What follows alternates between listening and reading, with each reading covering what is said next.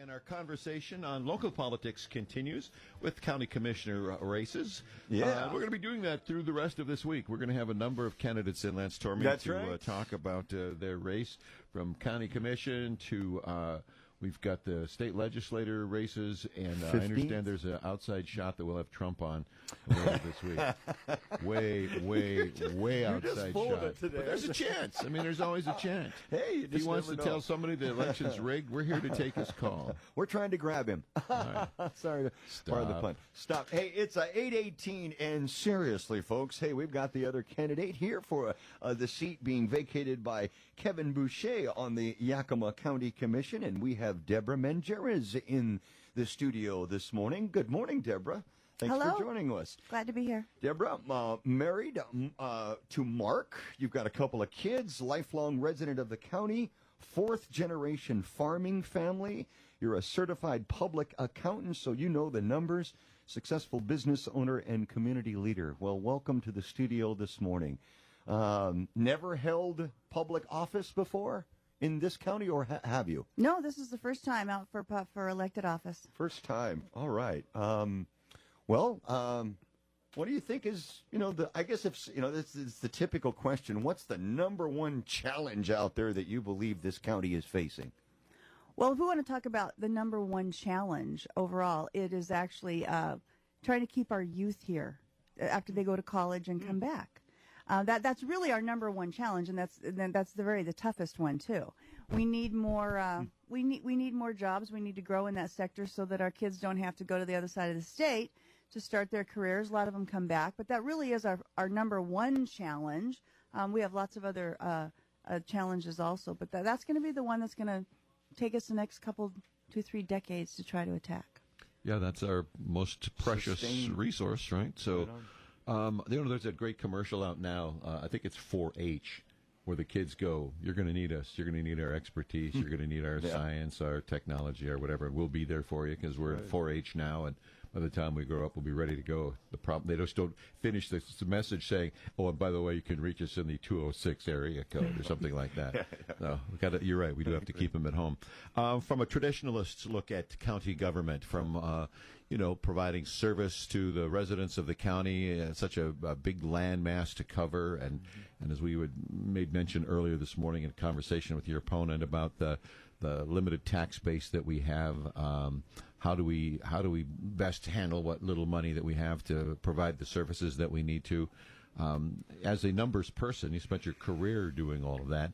Do you have any sense that an extra set of eyes on things will make that much of a difference from a accountant's kind of point of view in terms of managing our money, or was our finance department able to handle all of that? No, I think a new set of eyes on the budget always adds more ideas, more flexibility on what we can do. We do have a limited amount. We have the reservation in our county, and so the property taxes are limited to some degree. My view of county government is our number one purpose, and I'm a proponent of limited government. I want government to be as small as possible to provide the services that need to be provided to the residents, because of course you expand that, and the residents are going to pay more. The number one purpose for Yakima County is public safety. Public safety, which includes the sheriff, the courts, the prosecuting office, the jail, all of that. And, of course, more than 80% of our budget does go there. Along my campaign trail, I've got people that are saying, well, we shouldn't be spending 80% on the court system and all of that. Well, I disagree.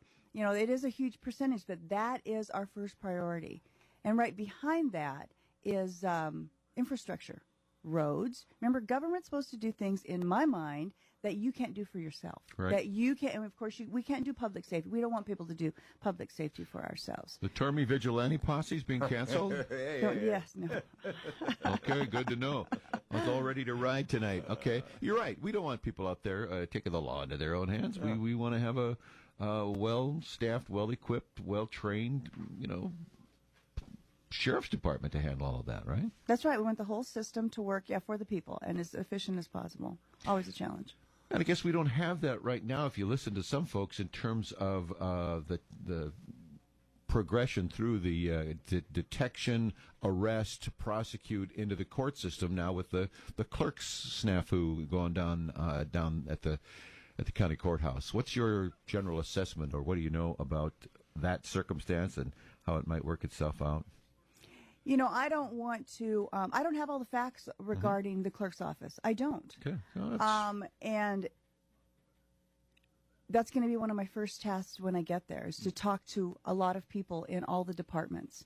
And so for me to make an assessment right now, I think would be irresponsible, because I don't have all the facts. Sure. And that's actually how I'm going to lead Yakima County. I want all the facts first, all the impact of what it is to all the people, and then I will make assessment, recommendation, or decisions at that time.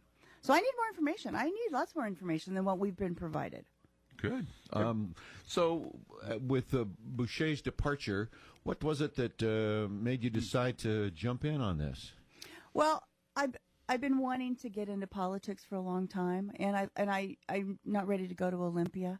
And so it's in my backyard. I live right down there in the middle of District 2. I've lived here my whole life. I have sort of a passion for it, for helping people. And and it's very hard to beat an incumbent. You know, it was very hard to beat an incumbent unless they do something horrific. And, you know, I wasn't up for that kind of a fight. So when he chose to vacate, it was really a perfect opportunity.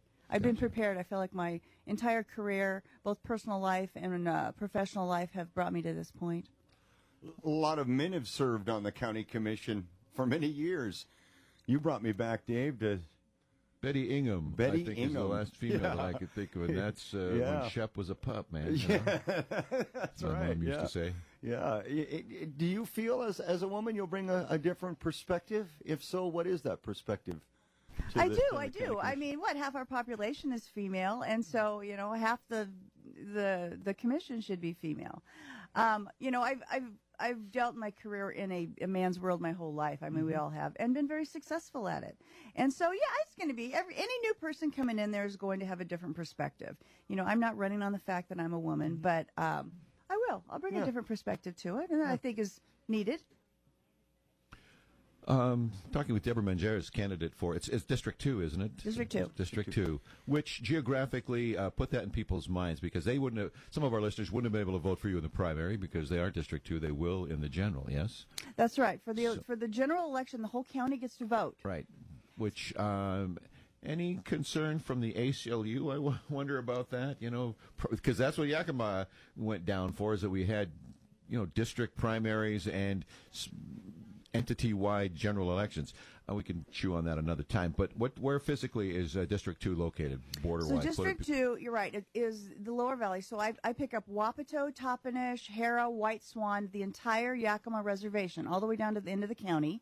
You come up and you grab Union Gap and West Valley, come all the way out to Nob Hill and go west. Gotcha. So it's a big chunk of Yakima, too. It really is. Absolutely. All right. If there's one thing that in your, you know, I totally salute the effort to get as much information. Sometimes you cannot get it unless you're in there and doing it. As a guy who ran before, you know, I didn't want to make promises about stuff that I didn't have details on. You got to be in there to know. But I had a sense for what was working and what wasn't working.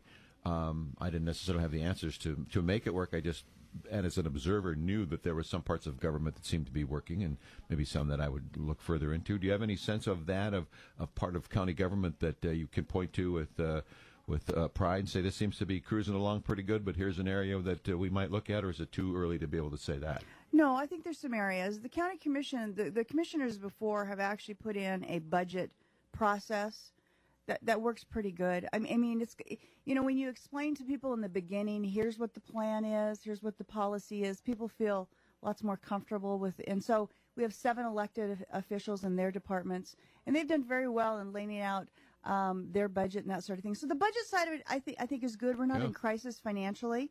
And I look forward to working more with those electeds than I think maybe the commissioners might have in the past. Yeah.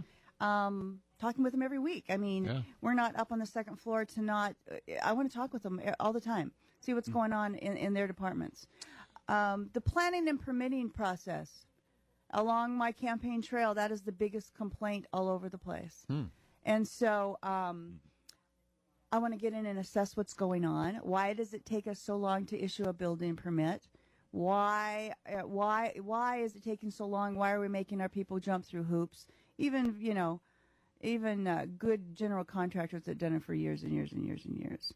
And my gut feeling is we've divided it up into so many different divisions: the roads, the shorelines, the this and the that. I understand years ago we did have it all together. So, my vision is that you're going to come in and you're going to talk to a planner and they're going to go, okay, I'm your planner on this project and I'm going to help you get this done. I'm sure a lot of folks would love to hear that rather than, here's the first roll of red tape. Get back to me when you hacked your way through this one. Right? I think it's possible, and I think the planners are going to love it, too. I think they're going to love it. Less stress for them. Why do you want the individual homeowner that's calling you up going, are you done yet? Yeah. It can be done. And actually, the answers are right there within the county. Those county employees that work there, they have the answers on how to get it done. Gotcha. Deborah, we have about a minute left.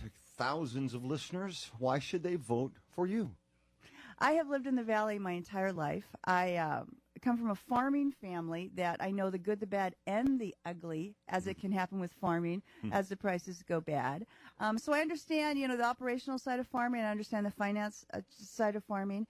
I've been a CPA for 30 years and ran a successful business for 17 years and still have that today. And I think all of those are assets for Yakima County. I look forward to working with the other two county commissioners, whoever that may be.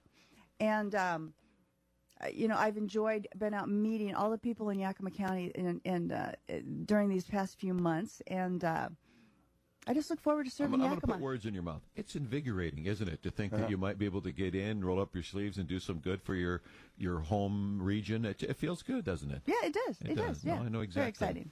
I know exactly how you feel, and we wish you the best of good luck. We'll know here before we know it. So, Debra Manjarrez, thank you so much. Best of good luck to you. Thanks for coming on. Thanks for having me, guys.